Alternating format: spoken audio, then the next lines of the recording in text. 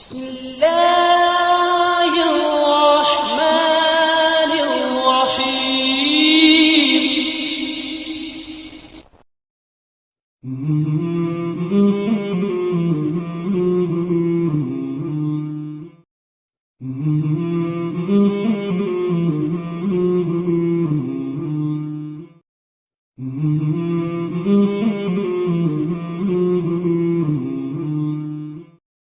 لوگ خوش ہونے کے لیے کیا طریقہ اختیار کرتے ہیں، اس کے اوپر ایک ریسرچ میں شیئر کروں گا۔ دوسری چیز یہ ہے کہ خوشی کا سائنسی اسپیکٹ کیا ہے، یہ کہیں کہیں ڈسکس ہوگا۔ اور تیسری چیز یہ ہے کہ ہمارا دین، سب سے اہم چیز ہے یہ ہے کہ ہمارا دین اسلام اس حوالے سے کیا کہتا ہے۔ تو ایک گفتگو کا آغاز ایک لطیفے سے کرتے ہیں۔ ہماری بہنوں اور بیٹیوں سے معذرت کے ساتھ لطیفہ ہے، اور لطیفہ یہ کہ ایک مملکت کے وزیر داخلہ وہ ایک مینٹل ہاسپٹل کے دورے پر گئے۔ مینٹل ہاسپٹل آپ سمجھتے ہیں، اس سے آپ نے پاگل خانہ کہتے ہیں اس کو۔ تو وہاں وہ دورہ کر رہے تھے تو انہیں ایک پاگل نظر آیا جس میں انہیں کوئی دلچسپی محسوس ہوئی۔ یہ ایک سنجیدہ سا آدمی تھا، لیکن اس کے چہرے پہ وحشت تھی، آنکھوں میں دیوانگی تھی، اور بال بکھرے ہوئے تھے، اور یہ بار بار بھوکا ہوا میں لہرا کے کہہ رہا تھا، سلمہ کہاں ہے سلمہ، مار ڈالوں گا نہیں چھوڑوں گا، سلمہ کہاں ہے سلمہ۔ وزیر صاحب نے پوچھا بھائی یہ کیا مسئلہ ہے اس آدمی کے ساتھ؟ ان کو بتایا گیا کہ یہ آدمی سلمہ نام کے خاتون سے شادی کرنا چاہتا تھا اور وہ شادی نہیں ہو سکی، تو یہ اس غم میں پاگل ہو گئے۔ ان کو بڑا افسوس ہوا، یہ تو بڑے افسوس کی بات ہے۔ پھر آگے روانہ ہوئے، دو تین کمرے آگے ایک اور پاگل نظر آیا، تقریباً ویسا ہی، اسی طرح سنجیدہ، اسی طرح اس کے چہرے پہ وحشت، آنکھوں میں دیوانگی، بال بکھرے ہوئے، اور وہ بھی یہی کہہ رہا، سلمہ کہاں ہے سلمہ، مار ڈالوں گا نہیں چھوڑوں گا، سلمہ کہاں ہے سلمہ۔ تو اس کے ساتھ کیا مسئلہ ہے؟ ان کو بتایا گیا کہ بھائی یہ وہ ہے جس کی شادی سلمہ سے ہو گئی تھی۔ معذرت میں نے پہلے کر لی، یہ میں نے جو خامخواہ نہیں سنایا، اچھا ہے ہمارے لیے تھوڑا سا تفنن کروا کے لیے، لیکن اس میسج کو ذہن میں رکھیے گا۔ اس کے حوالے سے ہم آگے اس میں ایک میسج پوشیدہ ہے، ابھی ہم ڈسکس کریں گے اگلی سلائیڈ میں۔ دوسرا واقعہ میں آپ کے سامنے سکندر اعظم کا رکھتا ہوں۔ سکندر طاقت کی نشانی، ساری دنیا فتح کر کے جب وہ واپس یونان پہنچا ایتھنز، تو سارا شہر اس کے استقبال کے لیے امڑ آیا، نہیں آیا تو وہ نہیں آیا، اور وہ کون تھا؟ وہ تھا ڈیاجنس۔ ڈیاجنس کو سمجھ لیجیے افلاطون، ارسطو اور یہ سارے جو سقراط ہیں سب کا استاد تھا وہ۔ اور سکندر کا طاقت کی علامت تھا تو ڈیاجنس علم کی علامت تھا۔ سکندر کے دل میں بڑی کسر، سب نے میرا استقبال کیا، دنیا بھر کا فاتح، اور وہ میرے استقبال کے لیے نہیں آیا۔ خیر 2-3 دن گزر گئے، اس کے بعد فارغ ہو کے وہ ڈیاجنس کے گھر روانہ ہوا، پورے ہٹو بچو، پورے تام جہاں، پورے دس کو احتشام، پورے پروٹوکول کے ساتھ کہ آج میں نے ڈیاجنس کو ملوک کرنا ہے، کیونکہ یونان میں یہی 2 بڑے آدمی تھے، سب سے بڑے آدمی تھے، اور ان دونوں کی تسلسل رہتی تھی۔ اب سکندر اعظم وہاں پہنچا، اپنے درباری اس کے ساتھ تھے، ڈیاجنس کے ساتھ اس کا ایک مکالمہ ہوا۔ یہ سچا واقعہ ہے، اور یہ پورا مکالمہ جو ہے یہ گوگل پہ موجود ہے۔ خیر اس مکالمے میں اس نے اس سے کہا آخر میں کہ مجھے بتاؤ، میری لائف کی خدمت ہو تو بتاؤ۔ تو ڈیاجنس نے کہا ایک کام ایسا ہے کہ اگر تم کر دو تو میں خوش ہو جاؤں گا۔ خوشی ہمارا جو موضوع ہے نا آج کل، ایک کام کر دو میں خوش ہو جاؤں گا۔ سکندر بڑا خوش ہوا کہ یہ اب چڑیا جہاز میں پھنس رہی ہے، کوئی پلاٹ مانگے گا، کوئی پرمٹ مانگے گا، کوئی بحریہ ٹاؤن کا، اس وقت کے بحریہ ٹاؤن کا پلاٹ مانگے گا، کوئی شوگر کیٹ، کوئی نہ کوئی دیکھو۔ اس کے بعد ہاں بتاؤ کیا کرو، کیا مانگتا ہے، کیا چاہتے ہو؟ تو ڈیاجنس نے کہا، ڈیاجنس لیٹا ہوا تھا اور سکندر کھڑا ہوا تھا۔ ڈیاجنس سے اس نے کہا کہ تم کھڑے ہوئے ہو نا، تمہارے پیچھے ایک کھڑکی ہے، اس کھڑکی سے سورج کی روشنی آ رہی ہے، تم ذرا پلیز یہاں سے ہٹ جاؤ، سورج کی روشنی آنے دو، مجھے سورج کی روشنی سے بڑی خوشی محسوس ہوتی ہے۔ اب یہ بھی ایک واقعہ ہے آپ کے سامنے، یہ بھی ایک واقعہ ہے، اس کو بھی ذہن میں رکھیے گا۔ یہ پہلا سلمہ والا واقعہ ہے، وہ تو یقیناً آپ نے ذہن میں رکھا ہوگا، لیکن سکندر اعظم والا واقعہ بھی ذہن میں رکھیے گا۔ تیسرا واقعہ ہے بینظیر صاحبہ 89 میں 88 میں وزیر اعظم بنی، پاکستان کی سب سے طاقتور خاتون تھی۔ یہ خاتون جو ہے یہ PTV اسلام آباد آئی، ایک ہنگامی تقریر تھی اور اس وقت یہ ٹیکنالوجی اتنی ایڈوانس نہیں ہوئی تھی، ایوان صدر سے مشکل تھا، پرائم منسٹر ہاؤس سے مشکل تھا، کیونکہ خود اسلام آباد میں اور یہ فرحات زہری صاحب جو ہے PTV کے سب ڈائریکٹر ہونے اپنی کتاب میں یہ واقعہ لکھا ہے، سچا واقعہ ہے۔ بے نظیر بیٹھی ہوئی 15 منٹ باقی تھے تقریر میں اور تیاریاں ہو رہی تھی کہ بے نظیر نے کہا ہم فرحات صاحب سے ملنا چاہتے ہیں۔ فرحات صاحب دوڑے آئے پرائم منسٹر کو لانے، فرحات صاحب نے پوچھا کہ کیا معاملہ ہے؟ ان کا خیال تھا کہ وزیر اعظم کہیں گی کہ جی وہ کیمرہ سیٹ کر لیجیے، یہ تھوڑا سا اینگل ایسا ہو، ساؤنڈ ایسی ہو، میں اس طرح ہوں، میں یہ چیز سوچ رہے تھے۔ انہوں نے 2-3 بنیادی قسم کی باتیں کی اور پھر کہا بے نظیر صاحب ہیں پاکستان کی سب سے طاقتور خاتون ہیں اور ان کے ساتھ اس وقت ناہید خان جو ان کی سیکرٹری ہیں وہ بھی موجود تھی۔ انہوں نے فرمائش کی کہ وہ آپ کی گلی کے کونے پر ایک گھٹے والا بیٹھے، تو پلیز مائنڈ نہیں کیجیے گا، مجھے 2 گرما گرم گھٹے منگوا دیجیے اور ذرا خیال کیجیے گا اس کے اوپر لیمو اور مسالے کا کوٹ ضرور لگا ہوا۔ تو یہ 3 واقعات، پہلا واقعہ سلما والا واقعہ، دوسرا واقعہ سکندر اعظم اور تیسرا واقعہ بے نظیر بھٹو صاحب کا واقعہ۔ آپ یہ دیکھیے کہ ہر ایک صورت میں خوشی کے مختلف طریقے ہیں۔ پہلا واقعہ وہ ایک فرضی واقعہ تھا، لطیف صاحب اس میں کچھ حاصل ہونے کی خوشی تھی اور دوسرے کو حاصل نہ ہونے کی خوشی تھی، یا دوسرا حاصل نہ ہونے کی وجہ سے پاگل ہو گیا تھا، غم میں پاگل ہو گیا تھا۔ دوسرا سکندر اعظم، ساری دنیا فتح کر کے خوشی ہوئی تھی، یہاں تک ہمارے ہندوستان تک، ہمارے ملتان تک پہنچ گیا تھا، مہاتما گاندھی کا، اس کو اس کی خوشی تھی۔ اور دوسرا گیا جس کو صرف سورج کی ایک کرن کی خوشی تھی، اور بے نظیر بھٹو صاحبہ کو چھوٹی چھوٹی، وزیر اعظم خوشی چھوٹی چھوٹی۔ اب یہ میں کہنے کا مقصد یہ تھا کہ خوشی کی کوئی ایک شکل نہیں ہے، ہر آدمی کے خوش ہونے کا انداز مختلف ہوتا ہے۔ یہ ایک سروے ہے جو ایک میگزین میں آج سے کچھ عرصے پہلے شائع ہوا تھا کہ لوگوں سے پوچھا گیا کہ آپ کس چیز سے خوشی ہوتے ہیں۔ اب آپ کو دیکھیے پیپسی کرتے ہیں، اپنی کے ہاتھ پہ بناتے ہیں، حکومتی شاہباز سیریل پر موت، زمزمہ پرشابی دبئی میں دی ہوئی فلائٹ، گرما گرم نہاری تندوری روٹی، کالج سے بنک مارنا، ڈیل کا فائنل ہونا، گرما گرم گھٹے، چھٹی کے دن دیر تک سونا، پردوں سے مالک کی میچنگ، کاؤنٹر پر پلاٹ، بیگم کے ہاتھ میں کڑی چاول۔ آج مجھے دیکھ کر ہنسی تھی، یہ بھی کچھ لوگ مارننگ واک نائٹ کارنر میں پیمنٹ آ گئی، 500 لائکس چیئرس لاکھ کا نیا ڈیزائن۔ تو یہ خوشی کی ہر ایک کی الگ اینگل ہے نا۔ اچھا مرزا غالب ایک جگہ خوشی کے لیے وہ کہتے ہیں کہ بیٹھے رہیں سب نے جانا کی ہو گئی، ایک جگہ کہتے ہیں فراغت کتابیں بگوش زمنے، فارغ ہو کتاب ہو اور باپ کا ہونا ہو۔ ایک اور جگہ کہتے ہیں عام ہو بہت میٹھے اور بہت سارے۔ یہ کسی مصنف کا ایک پیچھے قول ہے، پتہ نہیں کس کا ہے، غالباً اشفاق احمد صاحب کا ہے، کہ جاڑے کا موسم ہو، بارش کی جھڑی لگی ہوئی ہو، جھڑی لگی ہوئی ہو، میرے ساتھ ایک گرما گرم کافی کا پکا ہو، میں اپنے ڈرائنگ روم کی کھڑکی سے دیکھ رہا ہوں، سامنے سے ایک نوجوان بچہ بچا کر اٹھ کر پیچھے پر اس کا پاؤں پھسل جائے، وہ چھینک کر جلدی سے اٹھ کر کسیا کر گیٹ پر دیکھے، میں کہا مار کا دستور۔ یہ عجیب و غریب سوچ ہے لیکن دماغ کو بھی سوچنے سے کیا روک سکتا ہے۔ اب یہ مختلف لوگ ہیں، محترمہ مانو اسیہ اور اللہ مغفرت کرے، ان سے لے کر قریب الرحمن طبق تک یہ 12 لوگ ایسے انہوں نے لے لیے۔ یہ سب آپ کے جانے پہچانے لوگ ہیں، ان میں سے کچھ مرحوم ہو چکے ہیں اور کچھ خیال ہیں۔ اب جو خوشی مانو اسیہ صاحبہ کی ہوگی، جو حافظ نعیم الرحمان صاحب کی ہوگی، بابا راجہ محمد علی حمید، جنید جمشید زرداری صاحب، زبان پہ یہ بارے ہوتا ہے کس کا نام آیا، عامر لیاقت، ملک ریاض، الطاف بھائی، بیدی صاحب، یہ کون عاطف اسلم، خلیل الرحمان قوال۔ آپ بغیر ان سے ملے آپ سوچ سکتے ہیں کہ ہر ایک کی خوشی کا اینگل الگ ہوگا۔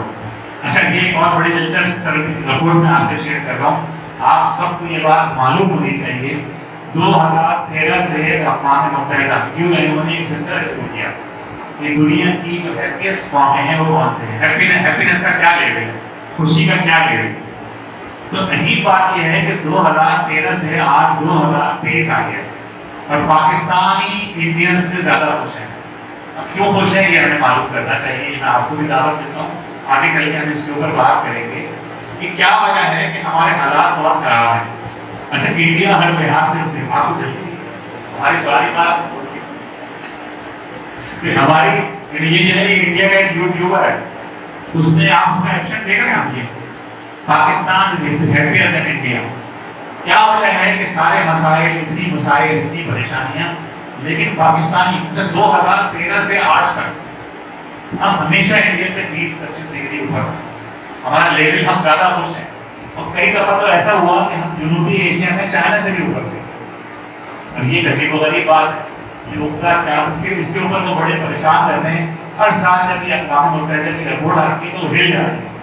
یار ہماری جیسے جی ڈی پی زیادہ ہے، ہمارے یہاں اسٹیبلٹی ہے، ہمارے یہاں کوئی سیاسی پرابلم نہیں ہے، ہمارے یہاں فوج باہر ہے، ہماری معیشت تیزی سے آگے بڑھ رہی ہے، پھر بھی ہم پیچھے رہتے ہیں. آخر اس کی وجہ کیا ہے؟ تو ہر سال سر جوڑ کر بیٹھتے ہیں، اب آگے چلیے اور اس کے اوپر ناکام ہو جاتے ہیں. یہ دیکھیے یہ مختلف سروے ہیں، مختلف ان کے وہ ہیں جس میں اس کی رپورٹیں ہیں، مختلف رپورٹیں ہیں، جس میں انڈیا جو ہے نا وہ ہمیشہ ہیپی رہا ہے.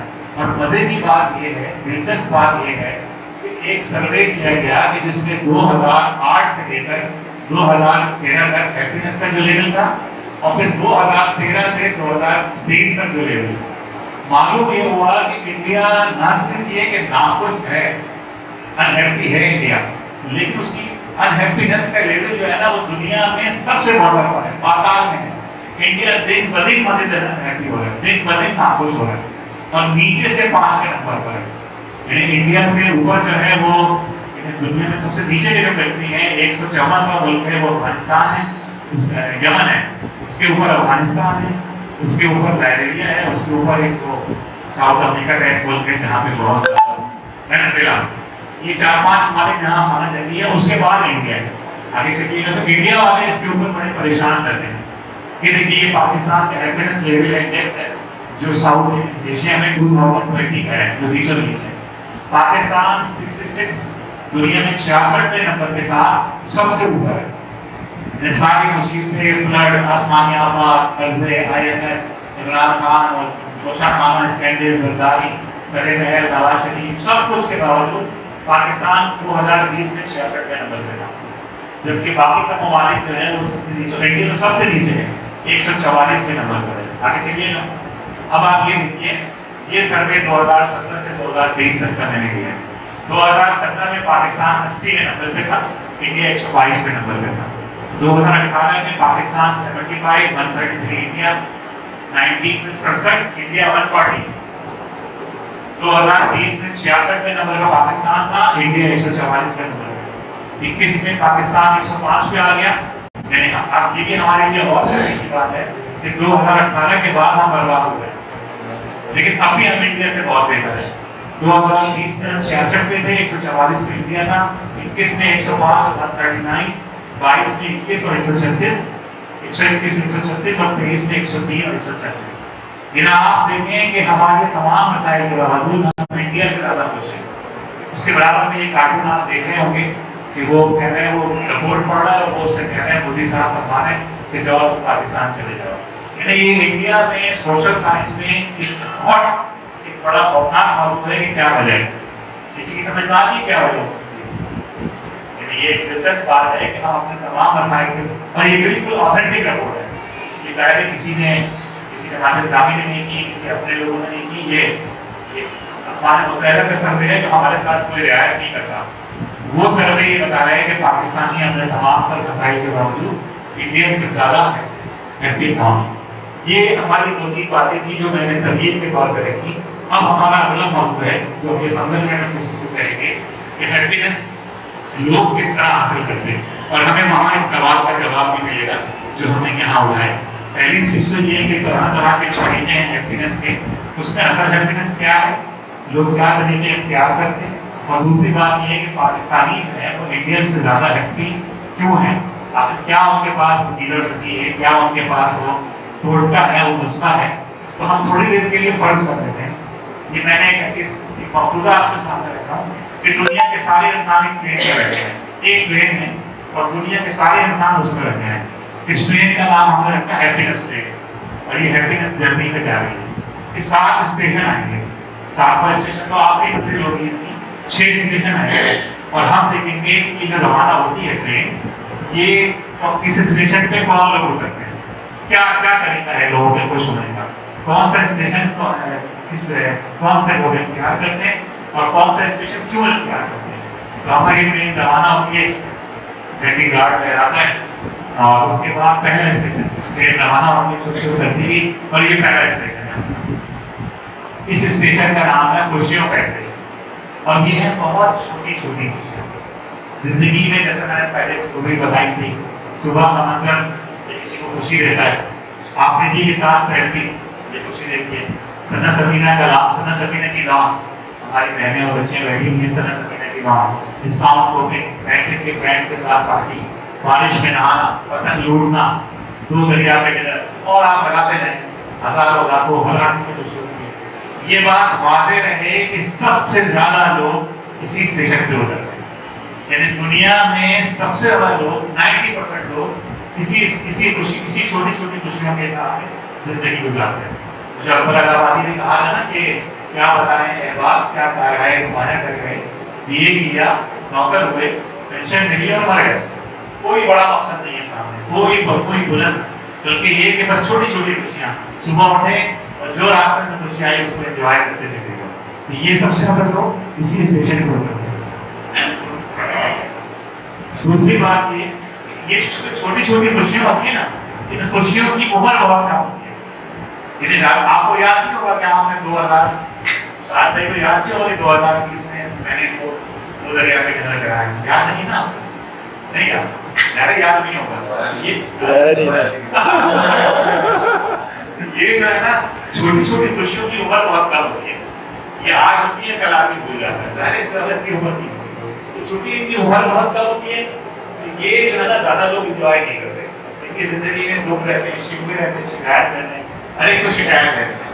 وہ لوگ جو چھوٹی چھوٹی خوشیوں کو انجوائے کرتے ہیں ان کے ساتھ مسئلہ یہ ہوتا ہے کہ ان کو ہر وقت کسی نہ کسی شکایت رہتی ہے. کبھی ساس سے، کبھی باس سے، کبھی موسم سے، کبھی ڈونلڈ ٹرمپ، کبھی امریکہ، کبھی افغانستان، کبھی انڈیا، کبھی سیاستدان، عمران، نواز شریف، برابر والے پڑوسی، گروسری والا، گولی، نائی، مالی، ہر وقت ان کو کسی نہ کسی سے شکایت کرتی ہے.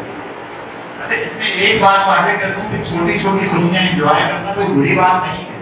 بری بات یہ ہے کہ چھوٹی چھوٹی خوشیوں کو منزل بنا دینا. تو یہ ہمارا پہلا اسٹیشن ہے، اس پہ سب سے بڑی تعداد میں لوگ اتر جاتے ہیں. اس کے بعد اگلا اسٹیشن اگلے اسٹیشن پہ چلیں. ہاں یہ ہے بھیڑ چال کا اسٹیشن. یہ سیکنڈ اسٹیشن ہے. ہماری ٹرین اتری یہاں پہنچی، یہاں پہ رکی. یہ ہے بھیڑ چال. چلو تو ادھر کو ہوا ہو گئی ادھر کی. یعنی اس کے اندر یہ چیز کہ چونکہ فلاں ڈرامے میں فلاں ڈیزائن بہت پاپولر ہوا ہے، یا فلاں سیاستدان یا فلاں بہت اچھا فلاں اس میں جملہ بولا ہے، یہ لوگوں کا اختیار ہے. یہ بہت بڑی تعداد میں لوگوں کا اسٹیشن ہوتا ہے. اور اس کے اندر میں آپ کے سامنے ایک تھیوری رکھوں، آگے چلیے. یہ ایک تھیوری ہے ایش کنفرمیٹی ایکسپیریمنٹ. یہ آپ کو بہت ساری چیزیں اس کے اوپر مل جائیں گی. مسئلہ یہ ہے کہ یہ ایک سائنسدان تھا اور اس کے اوپر بہت سارے آپ کنفرمیٹی ایکسپیریمنٹ ڈالیں گے تو بہت ساری ریسرچ ملیں گی، بہت سارے مزے کے ایکسپیریمنٹس ملیں گے اس کے اوپر. آپ اس کے اندر کیا ہے کہ آپ دیکھ رہے ہیں کہ یہ لائن اے ہے، وہ جو پہلی لائن ہے، اور ادھر تین لائن ہیں، دو سیٹ ہیں، ایک پہلی لائن کا اور ایک تین لائن کا سیٹ. یہ بات نظر آ رہی ہے کہ لائن اے جو ہے اس لائن سے لائن 1 سے بالکل برابر ہے. یہ ایکسپیریمنٹ اس طرح کیا کہ ایک بہت بڑے ہال میں 200 لوگوں کو جمع کیا گیا.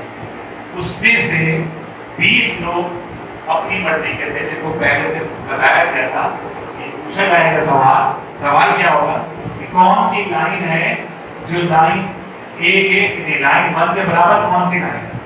اب یہ چیز نظر آ رہا ہے، بچے سے بھی پوچھیں گے تو وہ بتائے گا کہ لائن اے اور لائن 1 برابر ہے. لیکن 20 ایسے فراڈ لوگ، مرضی کے لوگ، سکھائے ہوئے لوگ اس کمرے میں رکھے گئے 200 لوگوں کے کمرے میں، کہ جن سے کہا گیا کہ آپ نے جواب دینا ہے کہ لائن 1 جو ہے وہ لائن بی کے برابر ہے. لائن 1 جو ہے وہ لائن بی کے برابر ہے، حالانکہ برابر نہیں ہے. آپ کو بہت سارے اپنے ملک میں چلنے والے سیاسی ٹرینڈز، آپ کو بہت سارے مسلکی ٹرینڈز، آپ کو بہت سارے فیشن کے ٹرینڈز، آپ کو ان کا جواب ملے گا اس تھیوری میں. تو 20 لوگ، اور یہ کیا گیا سوال کیا گیا اور سب سے پہلے ان 20 لوگوں کو کھڑا کیا گیا باری باری. ڈائریکٹ وہ جو ماڈریٹر تھا اس کے پتہ تھا کون سے 20 لوگ ہیں، آپ بتائیے آپ بتائیے آپ بتائیے. اور 20 کے 20 لوگوں نے جواب دیا کہ لائن 1 جو ہے وہ لائن بی کے برابر ہے. یہ سکھائے ہوئے لوگ تھے، پڑھائے ہوئے لوگ تھے. लाइन 1 लाइन बी के बराबर नहीं है। कमाल की बात यह है कि 21वें आदमी ने जवाब दिया कि लाइन 1 जो है वो लाइन बी के बराबर है। और इस तजर्बे को बार बार रिपीट किया गया। इसकी सक्सेस रेशो जो है वो 75% था। 75% लोगों ने ये देखा कि चूंकि 20 लोग जवाब देते रहा है तो चलो ये ठीक है। उसमें अकल समझी है। ये तजर्बा कोई हमारे किसी भोटान नेपाल या कहीं यहाँ रियाली में चीजों की बनिया में नहीं हुआ। ये तजर्बा यूरोप और अमेरिका में हुआ। ये गूगल में मौजूद है, एश कंफर्मिटी एक्सपेरिमेंट के नाम से। और ऐसे बहुत सारे एक्सपेरिमेंट मौजूद हैं और बड़े जॉली किस्म के, आप बहुत फनी किस्म के एक्सपेरिमेंट्स हैं। एक लिफ्ट में लोग दाखिल हो रहे हैं, 6 लोग दाखिल हुए और 5 लोगों को बताया गया था कि वो सब अपने मुंह जो है दीवार की तरफ खड़े मुंह करके खड़े हो गए। वो 5 लोग को कैमरा लगा दिया गया। वो 5 सिखाए हुए लोग जो है ना वो अपना रुख दीवार की तरफ मुंह करके खड़े हुए। तो छठा आदमी जो आया था टारगेट, उसने भी दीवार की तरफ मुंह कर दिया। सब दीवार की तरफ मुंह किए ना तो मैं भी दीवार की तरफ मुंह कर। तो ये जो आपको सियासत में रॉ चलती हुई नजर आती है ना, अचानक आपको मालूम होता है कि बाकी कराची के अंदर पतंग पहाड़ हो, बसंत हो, फरका हो, हमने भी देखा हुआ है। हर दीवार पे, हर पत्थर पे, मस्जिद के फर्श पे, टोटल के पत्ते पे दौताब भाई नजर आते थे। या खान साहब की जो मकबूलियत है उसमें बहुत सारा ये एश कंफर्मिटी टेस्ट का दखल है। इसकी पूरी साइंस है। माशरे को इस तरह मफलूज कर दिया जाता है। ये कुछ लोग होते हैं जो कि सबसे पहले तो वो लोग हो गए स्टेशन ऑफ कौन सा था उस पर उतरे, और दूसरे लोग जो है स्टेशन ऑफ जॉय के बाद स्टेशन ऑफ हर्ट। ये हमारा दूसरा स्टेशन है कि लोग ट्रेंड के पीछे चलते हैं, जो माशरे में ट्रेंड बना हुआ है। आगे चलिएगा, हमारी ट्रेन रवाना हुई और ये हमारा तीसरा स्टेशन आ गया, कॉलर का स्टेशन। हम सब आगे का इसके इससे अल्लाह की जमान वाला बात था जिसने मान जोड़ा गिन गिन के रखा। हर को मन प्रकाश रखा, अजुल को मन मकान मफलत में रखा तो भगवान के रिश्ते यहाँ तक कि तुमने कमरे जा रहे। अब मैं आपको एक दिलचस्प बात बताऊं। अमेरिका में एक स्ट्रीट है वॉल स्ट्रीट। वो दुनिया का माशी कैपिटल कहलाता है, दुनिया का, अमेरिका का नहीं। सारी दुनिया में जितने बड़े बड़े माशी इदारे हैं, जितनी इंश्योरेंस कंपनीज हैं, जितने बड़े बड़े मॉनेटरी बहुत बड़े इदारे हैं, उनके हेडक्वार्टर्स वहाँ हैं। 2008 की रिपोर्ट है मेरे पास, फोर्ब्स मैगजीन है जो अमेरिकन में उसने स्पेशल इशू निकाला। इसका टाइटल ये था कि वॉल स्ट्रीट स्पेशल था। उसके नुमाइंदे ने वॉल स्ट्रीट का दौरा किया तो वो लिखता है कि वॉल स्ट्रीट के ऊपर दुनिया के 3671 इदारों के हेडक्वार्टर्स हैं। और ये ऐसे तो छोटे मोटे इदारे नहीं है, स्टेट बैंक जैसा भी नहीं है, ये बहुत बड़े। ये दुनिया के माशी नफ्स को कंट्रोल करते हैं। ये आपने मुहावरा सुना होगा कि टाइम इज मनी, वहीं से आया। ये 3671 कंपनीज के हेड ऑफिस थे उस जमाने में। और वहां पर उस वक्त उसने लिखा कि दुनिया में टोटल जो पैसा था उस वक्त 2008 में वो था $32 ट्रिलियन। ट्रिलियन ये अरब से भी बड़ा हो गया।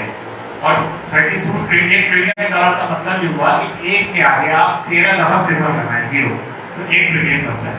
उस वक्त दुनिया में 32 ट्रिलियन डॉलर्स थे, जिसमें से 21 ट्रिलियन डॉलर जो है वहाँ डबल जो 3671 कंपनीज के पास थे। और बाकी दुनिया जो है वो 11 ट्रिलियन डॉलर से चल रही। तो वहां चलते हुए उसने अपना तबसरा लिखा। उसने कहा सूरत हाल ये है कि यहाँ खामोशी है, लोग पैसा मार के नहीं हंसते। ये अजीब बात है। तो उसने चलते हुए आदमी से सवाल किया कि तुम्हारे पास कितनी दौलत है। तो उसने कहा जब तुमने ये सवाल किया था उस वक्त मेरे पास इतने बिलियन, इतने मिलियन, इतने लाख डॉलर्स थे, लेकिन मेरा जवाब देते देते इसमें 20 लाख डॉलर का इजाफा हो चुका है। ये उनका पास उनके पैसों का हिसाब है। उसने कहा अच्छा तो आखिरी बार पैसा मांग के कब से ये पूरा इंटरव्यू है, कई सवाल के बाद उसने पूछा कि तो आखिरी बार पैसा मांग के कब से। उसने कहा 7 साल पहले मुझे एक दफा हंसी आई थी, मेरे पास हंसने का टाइम नहीं, इसलिए हंसूंगा तो दौलत को, मेरे पास इतना टाइम नहीं है, मुझे दौलत की हिफाजत करनी है। तो जब आप जो लोग स्टेशन ऑफ वेल्थ के लिए काम करते हैं फिर आपको ऐसी सूरत हाल मिलती है।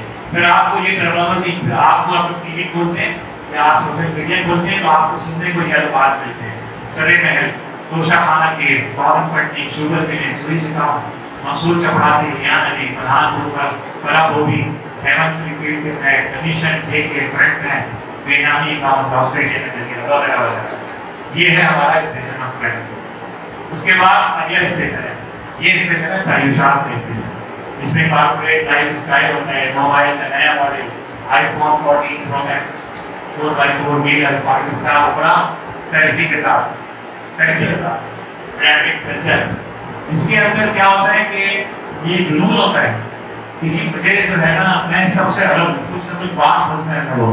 میں تو جی ایک صاحب کو میں جانتا ہوں کراچی میں، میرا نام تو نہیں لینا چاہیے، کسی نے نیبر تو نہیں کرنی چاہیے، صرف مینٹلٹی بتا رہا ہوں کہ ان کا 17 سال سے 20 سال سے تو میں دیکھ رہا ہوں ان کا یہ معمول ہے کہ ہر سال 15 رمضان کو اپنے گھر کے 45 لوگوں کے ساتھ 45-50 پتنی کتنے ہوں گے وہ جاتے ہیں مکہ، اور وہاں انہوں نے مکے میں ایک کمرہ، 2 کمرے بڑے بڑے، اس کمرے سے بھی بڑے 2 کمرے بھوک رکھ رکھے پورے سال ان کے پاس رہتے ہیں. اور یہ 45 لوگوں کا قافلہ جس میں ان کی شمدن بھی ہوتی ہے، جس میں ان کی نواسا، جس میں ان کا شیروار بچے بھی ہوتے ہیں، یہ سب کیا کہ 20 دن باہر ہوتے ہیں، 14 دن واپس آتے ہیں. اور یہ 17 سال سے یہ معمول چل رہا ہے، یہ کوئی بری بات نہیں.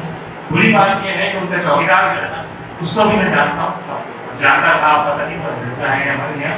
وہ اس وقت مجھے معلوم ہے کہ 20 سال سے اپنی پیٹی میں ہر مہینے کچھ پیسے ڈالتا تھا کہ میں نے حج کرنا ہے، اور میں نے جب تک اس کو دیکھا وہ حج نہیں کر پایا تھا، اس لیے کہ ہر سال حج کے ریٹ جو ہے وہ آگے بڑھ جاتے ہیں. تو بڑے صاحب سے ایک دفعہ میں نے کہا کہ آپ 45 لوگوں کو عمرہ کرنے کا جا رہے ہیں اور ماشاء اللہ یہ 20واں سال ہے، آخر کیا وجہ ہے کہ اس بیچارے چوکیدار کو اس کو ایک دفعہ حج کرا دیجیے. اس کی پیٹی میں ہمیشہ پیسے کچھ کم ہوتے ہیں، اس کی پیٹی میں ہمیشہ، اس لیے کہ ہر سال حج کے ریٹ بڑھ جاتے ہیں. تو کچھ خدا کا خوف کیجیے، اس کو بھی حج کروا دیجیے. انہوں نے اس کو جواب دیا اور بڑے لوگ نہیں کہا کہ اپنی زندگی میں کہ اگر آپ نے اس طرح حج کرانے شروع کی تو لوگ ہمیں ہمارے لوگوں کا دماغ خراب ہو جائے. یہ مینٹلٹی کہ میں جو جی ہر سال آخری حج میں نہیں گزارتا ہوں، مزہ ہی الگ ہوتا ہے، ماحول ہی الگ ہوتا ہے. یہ مینٹلٹی جو ہے یہ بڑی بات ہے. یہ جو ہے یہ آپ کے سامنے مناسب ہے. یہ آج بل گیٹس دنیا میں نمبر 1 پر ہے. آپ اگر گوگل کریں اور معلوم کریں کہ 70s میں دنیا کا عظیم ترین آدمی کون تھا تو یہ اوناسس تھا. اوناسس اس زمانے کے پلے بوائے میگزینس کے ٹائٹل پہ چھپا ہے. دنیا کی ہر نعمت اس کے پاس تھی، اپنا بحری گڑا تھا، اپنا ہوائی جہاز تھے، اپنے ہیلی کاپٹر تھے، عیاش ترین آدمی تھا. اور اس کے بعد کیا ہوا، اس کی ساری دولت دھری کی دھری رہ گئی. آخر عمر میں اس کو جو مرض رہا ہوا وہ بڑا عجیب سا مرض ہے، اور دنیا میں وہ بہت کم لوگوں کو رہا ہوتا ہے. 1 کروڑ میں کہتے ہیں کہ 1 آدمی کو یہ مرض رہا ہوتا ہے. اور مرض کیا تھا کہ دماغ سے جو رگ پلکوں پر آتی ہے اور پلکوں کو ہلاتی ہے، وہ اللہ نے جو ہے نا اللہ تعالیٰ دکھاتا ہے اپنی شان، وہ اللہ نے معاف کر دی. اور کیا ہوا کہ اوناسس صاحب کے پاس ساری دولت موجود تھی لیکن وہ اپنے پلک کو گردش نہیں کرتے تھے. آپ اگر ایک طرح کی تجربہ کرتے دیکھیے آپ کو زندگی میں شمار معلوم ہوگی کہ پلک نہ جھپکانی پڑے آپ کو. ہوا کیا کہ 8 گھنٹے کے لیے دولت تو بہت تھی، 6 نرسیں رکھی گئیں، 2 ہر 8 گھنٹے میں 2 نرسیں چمٹا پکڑ کے موجود ہوتی. اوناسس صاحب کہتے ہیں کہ میری پلک بند کر دو، چمٹا پکڑ کے پلک بند کرتی. اوناسس صاحب چل کے کہتے ہیں کہ میں پلک کھول دو، اور وہ پلکیں کھولتی. یہ لگژری پنجاب ہے، یہ اللہ تعالیٰ دکھاتا ہے. ان سے پوچھا گیا ہے کہ آپ جو ہے وہ خواہش کیا ہے آپ کی؟ اس نے تو ان سے ساری دولت دے دیں، یہ ساری گاڑیاں یہ سب دے دیں، اور کوئی میری پلک جو ہے نا کہ جھپکنا مجھے پڑھو. یہ اللہ تعالیٰ کا نظام. 5واں اسٹیشن، اور ہمارا 5واں اسٹیشن ہے شورل کا اسٹیشن. موٹو پہ کبھی ان کے نام کیا ہے آئے تو صحیح برسرز آدمیاں، یعنی میں کسی طرح اسکرین پہ نظر آؤں. آپ نے کیا تھا اللہ تعالیٰ اپنی مغفرت کرے. ہمارا پہلے ان کی تدریس کرنا مقصود نہیں ہے، صرف ایک کیس اسٹڈی کے طور پر میں یاد رکھتا ہوں کہ وہ اللہ میاں کے چہرے ہیں، ان کی پوری زندگی جو ہے نا وہ پاپولیرٹی کے اسٹیشن کو کیس اسٹڈی تھی. کس طرح انہوں نے جملے آپ کھائے گا سب آپ نے سنے ہوں گے، آپ کی میموری میں گھوم رہے ہوں گے. فردوس کی کہاں مسلمانوں کو کرتا ہو، بہت نازک صورت حال ہے. ناول ڈاس عارف فلم دیکھی ہے. عامر لیاقت نے شہرت کے لیے سب کچھ کیا، اور آپ کے سامنے یہ سب نے دیکھا کہ کس طریقے سے. اور ایک دلچسپ بات بتاؤں کہ عامر لیاقت نے اس بات کا ہمارے اس موضوع سے کوئی تعلق نہیں، عبرت پکڑنے کے لیے کہ عامر لیاقت نے 13 مارچ کو جنید جمشید سے جو غلطی ہوئی تھی جس کی انہوں نے کار پکڑ کے معافی بھی مانگی، اور اللہ تعالیٰ معاف کرنے والا ہے. لیکن چونکہ ایک مسلک کا مسئلہ تھا اور ٹی آر پی بڑھانی تھی، ٹی آر پی بڑھانے کے لیے عامر لیاقت صاحب نے 13 مارچ کو ان کے بارے میں کہا، ان کو ماں کی گاڑی دی، ان کی ماں کو گاڑی دی لائف آن ایئر، جس کے اوپر آپ نے کہا کہ مجھے اتنا کچھ زندگی میں کبھی نہیں پہنچا، لوگوں کو گاڑی دی جاتی ہے 4 آدمیوں کے سامنے، مجھے اربوں آدمیوں کے سامنے آن ایئر گاڑی دی گئی۔ 13 مارچ کو یہ گاڑی دی گئی تھی اور ٹھیک 13 مارچ کو جب آگے گیا اللہ تعالیٰ اس طرح اپنا کو دکھاتا ہے۔ لگژریز کے اسٹیشن دیکھنے ہوگی گا، ہمارے ایک سابق صدر مملکت جو ہے فرانس گئے، نام بھی فرانس گئے اور فرانس میں کچھ دیر کے لیے غائب ہو گئے۔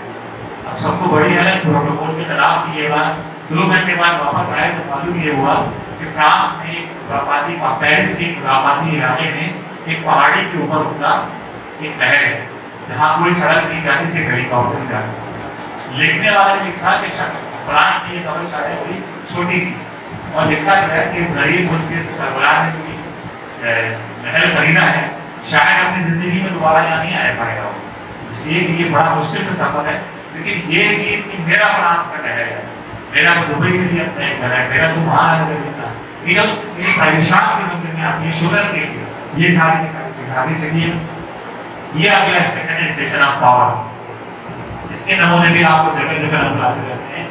صدام حسین کا نام آپ نے سنا ہوگا، کی بھی مغفرت کرے، ان کے بارے میں یہ بات مشہور ہے کہ کوئی بھی کھڑکی یا دروازہ جب کھلتا تھا بغداد میں، پورے عراق میں کسی بھی دروازے یا کھڑکی بولے لازمی سامنے صدام حسین کی تصویر نظر آتی تھی یا صدام حسین کا رشتہ بنا تھا۔ یہ ممکن ہی نہیں تھا۔ تو طاقت کے نشے میں اس حد تک سرشار تھے کہ انہوں نے یہ طے کیا تھا، صدر مملکت بھی وہی تھے، وزیر اعظم بھی وہی تھے، اسپیکر بھی وہی تھے، سپاہ پاکستان بھی وہی تھے، اور عدلیہ کے سب سے بڑے چیف بھی تھے۔ فیصل آباد کا گھنٹہ کرتے، اقتدار کے سارے راستے انہیں کی ذات والا صفات میں ختم ہو گئے، ان کے پاس یہ ساری گلیاں ختم ہو گئی تھی۔ جیسے فیصل آباد کا گھنٹہ تھا، اسی لیے مشہور ہے نا، یہ ساری سڑکیں وہیں آتی ہیں، اس طرح ان کا بھی معاملہ تھا، اقتدار کی کوئی گلی اتنی وہاں پر گزر جائے، طاقت کا ہر سا چشمہ کی ذات میں ختم ہو جاتا۔ تو انہوں نے یہ آرڈر جاری کیا تھا کہ بھائی میرا نائی، میرا دھوبی، میرا درزی اور میرا جو آئرن مین جو استری کرتا ہے، یہ تینوں کے آپ تینوں آدمی ہیں اعزازی جنرل سے۔ یہ دھوبی اس لیے جنرل ہے کہ وہ موصوف کی وردی ہوتا ہے، صدام حسین کی وردی ہوتا ہے۔ آئرن کرنے والا استری جنرل ہے کہ وہ صدر مملکت کی وردی کے اوپر استری کرتا ہے، اور تیسرا درزی سے درزی ہے کہ وہ ان کی وردی کے اوپر سلائی کرتا ہے۔ ان تینوں کے لیے لازمی تھا کہ وہ صدام حسین صاحب کی وردی دھوئیں گے یا اس کے اوپر استری کریں گے یا وہ سین گے، تو سب سے پہلے اپنے کام کا آغاز سیلوٹ سے کریں گے۔ کیمرے لگے ہوئے تھے، خالی ہوتا تھا، اور یہ احمقانہ منظر جو ہے سی آئی ڈی باقاعدہ بیٹھ کے چیک کرتی تھی کہ کہیں دھوبی نے بغیر سیلوٹ کیے، یعنی کہ 20ویں صدی کا واقعہ ہے، اور ہمارے عراق ایک بڑا ملک ہے، وہاں کا واقعہ ہے کہ باقاعدہ طاقت کا حساب۔ اور یہ نمونے آپ نے اپنے شہر میں بھی دیکھے ہوں گے، اپنے سے وہ لوگ جو 30 سال سے اوپر ٹیمپل بھی بنے ہیں، اور سب نے دیکھا ہوگا کہ اس شہر میں بھی مسجد کے فرش پہ بھی ہم نے آتے ہوئے دیکھا، ہم نے کروڑن کے پتے پہ بھی آتے ہوئے دیکھا، اور ہم نے کراچی یونیورسٹی کے وائس چانسلر کو اس کی تعریف کرتے ہوئے بھی دیکھا۔ باقاعدہ پیرزادہ قاسم صاحب نے کہا کہ بھائی یہ بڑی بات ہے، وہ حرم میں جا کے بھی منظر دکھایا کرتے تھے۔ طاقت کا جنون یہ میرے کہنے پہ لوگ جو ہیں ادھر ادھر پنجاب بھی سب کا دیکھ لیا، اپنا جو ہمارے صدام حسین صاحب تھے وہ آخر میں ایک پائپ میں سے برآمد ہوئے، اس پائپ میں سے باہر بندگی کچھ نہیں ہوئی، بے زور ور جمع جنہیں کہ یہ پہاڑ تھے جب آئی موج حادثہ دن کیسے رہے۔ یہ 6 اسٹیشن پہ آگے چلیے کچھ ہو۔ اب آخری اسٹیشن ہے، اور یہ اسٹیشن ہے امپیکٹ کا اسٹیشن۔ ہم نے دیکھا سب سے زیادہ لوگ سب سے پہلے اسٹیشن پر ہوئے، اس سے کچھ کم اگلے اسٹیشن پہ، اس سے کچھ کم اگلے، اس سے کچھ کم اگلے، اور یہ 7واں اسٹیشن ہے۔ بہت تھوڑے سے لوگ ہیں اس اسٹیشن کو اٹینڈ کرتے ہیں، ٹرین تقریباً خالی ہو چکی ہے چند لوگ۔ اور یہ اسٹیشن ہے جس کا حلوہ، جس کا فوکس، جس کا نیوکلیس انسان ہے۔ انسان زندگی اس لیے گزارے کہ دوسرے انسان کے کام آئے۔ اسے کام آنے کی مختلف شکلیں ہوتی ہیں کہ ہم آگے ڈسکس کریں گے۔ سارے سنم مسمار پر صرف انسان سے پیار کر نبی صلی اللہ علیہ وسلم تعمیر کردار، یہ دراصل ٹارگیٹ ہے۔ وہ ایک واقعہ آپ نے پڑھا ہوگا، ایک پروفیسر صاحب تھے، وہ پروفیسر صاحب نے انہوں نے اگلے دن یہ مقالہ لکھنا تھا کہ دنیا کو بہتر کیسے بنایا جائے۔ ان کی سوچ بالکل منتشر ہو رہی تھی، ایک نقطے میں فوکس نہیں ہو پا رہی تھی، ان کی سمجھ میں نہیں آ رہا تھا کہ کیا لکھوں، اس لیے کہ بار بار دھیان ادھر ادھر جا رہا تھا۔ اس کی وجہ یہ تھی کہ 5 سال کا ایک بچہ، 5-6 سال کا کا ہوتا، بار بار آتا اور ان سے فرمائش دارو یہ مسئلہ، دارو یہ بتاؤ، دارو یہ بتاؤ۔ ان کی سمجھ میں نہیں آ رہا تھا کہ اس بچے کو کیسے ڈالا جائے۔ انہوں نے سوچا کسی بچے کو مخلوق کر دیتا ہوں، اگر یہ مخلوق ہو گیا تو میری جان چھوٹ جائے گی اور میں اپنے مقالے کو کہ دنیا کیسے بہتر بنائی جائے اس کے اوپر فوکس کر لوں گا۔ انہوں نے ٹیبل پہ لگا ڈالی، سامنے دنیا کا ایک نقشہ پڑا ہوا تھا، انہوں نے اس نقشے کو اٹھایا، اس کو دیکھا وہ بیکار تھا، انہوں نے اس کے پرزے کیے، بچے کو نقشہ دے دیا، کہا جاؤ اس کو جوڑ کے لاؤ، جب تک اس کو جوڑو نہیں واپس نہ آنا۔ تم نے خیال تھا کہ بچہ دنیا کے نقشے کو کیسے جوڑ سکتا ہے، بہت مشکل کام ہے، بڑوں کے لیے بہت مشکل ہے، یہ اپنا مصروف ہو جائے گا اور دھو کے سو جائے گا، میں اپنا کام کروں گا۔ ان کی حیرت کی انتہا یہ رہی کہ 5 سے 7 منٹ میں بچہ نقشہ لے کے واپس آ گیا، نقشہ بالکل ٹھیک جوڑا ہوا۔ میں نے کہا تم نے یہ کیسے کیا؟ اس نے کہا دارو یہ تو بہت آسان تھا، نقشے کے پیچھے ایک انسان کی تصویر بنی ہوئی تھی، میں نے انسان کی تصویر جوڑ دی، نقشہ بالکل آسانی سے جوڑ دیا۔ ان کے ذہن میں دھماکہ ہوا، نقطہ مل گیا، دنیا کیسے بہتر ہوگی، انسان کو جوڑ دیا جائے۔ تو یہ دراصل 7واں اسٹیشن جو ہے نا، اس کے بارے میں ایک صاحب نے لکھا ہے، ایک صاحب نے کہیں لکھا ہے، اس کو رہنے دیجیے گا، ایک صاحب نے کہیں لکھا ہے کہ تم پیسہ خرچ کرو یا تم کوئی محنت کرو یا تم کوئی سروس مہیا کرو اور تمہارے ذہن میں فائدے کا، کسی معاشی فائدے کا کوئی امکان ہو، تو لوگوں کے لیے کرو ایسی ہر ایفرٹ، تو ماحول پر امپیکٹ ڈالنے کے لیے کرو، تو ماحول کو متاثر کرنے کے لیے کرو۔ تمہیں کوئی پلاٹ، کوئی پرمٹ، کوئی پیسہ، کسی فائدے کی امید نہ ہو، تو صرف اس لیے یہ کام کرو، اس سے لوگوں کی زندگی میں بہتری آئے گی، اس سے لوگوں کی زندگی میں ویلیو ایڈ ہو۔ اگر تم نے یہ سوچ کے کام کیا کہ امپیکٹ کرے گا، تمہیں کسی مادی فائدے کی امید نہ ہو، تو یہ ہے station of impact, human oriented, human focused, کہ جس میں خوشی ہو، نہ پیسہ ہو، نہ ٹھنڈک ہو، نہ لگژریز ہو، نہ پاپولیرٹی ہو، آپ میں تفاور ہو، آپ کے ذہن میں صرف انسان۔ یہ 7واں اسٹیشن ہے، اور یہ آپ دیکھیے کہ میں نے ایک ٹرائنگل بنائی، یہ تقریباً ایک جو مسدس ہے نا، یہ دراصل ہماری ہیپینس ٹرائنگل ہے۔ دیکھیے دنیا میں سب سے زیادہ لوگ جو ہے پہلے اسٹیشن پہ، سب سے پہلا اسٹیشن ہے جو ہے، سب سے زیادہ لوگ اسٹیشن یہ اسٹیشن چھوڑ رہے ہیں، 90% لوگ یہاں اوپر جاتے ہیں، جن کی زندگی میں کوئی مقصد نہیں ہوتا، چھوٹی چھوٹی خوشیاں ہوں۔ دوسرے نمبر پہ اس سے کچھ کم لوگ، اگلا اسٹیشن ہے اسٹیشن آف ہرٹس، پیٹ چار کا اسٹیشن، اس سے اگلا اسٹیشن پہ اور کم ہو گئے لوگ، اس سے اگلے اسٹیشن پہ لگژریز اور کم ہو گئے، اس سے اسٹیشن پہ اور کم ہو گئے، اس سے اگلے اسٹیشن پہ اور کم ہو گئے، اور امپیکٹ پہ تو بہت تھوڑے سے لوگ پہنچے۔ اب ان 7 اسٹیشن کے حوالے سے کچھ موٹی موٹی باتیں ہیں۔ پہلی بات تو یہ ہے، یہ بات آپ نے دیکھ لی کہ لوگ بدتدریج کا ہو رہے ہیں، اس کی وجہ یہ ہے کہ بدتدریج ایفرٹس پڑ رہی ہیں۔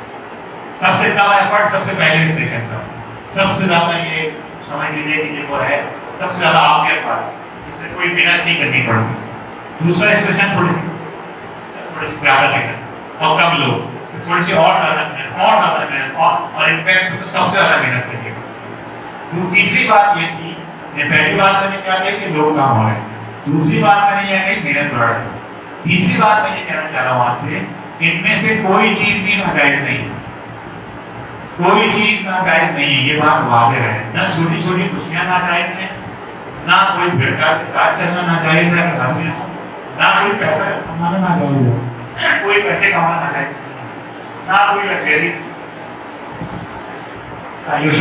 کوئی ناجائز چیز نہیں ہے۔ اگر میں کوشش کرتا ہوں میرے گھر میں بیٹر سوفا ہو، میرے گھر میں گاڑیاں لا رہا ہوں، یہ کوئی گناہ کی بات نہیں ہے۔ پاپولیرٹی کی کوشش کرنا کوئی گناہ کی بات نہیں ہے، پاور کی کوشش کرنا کوئی گناہ کی بات نہیں ہے۔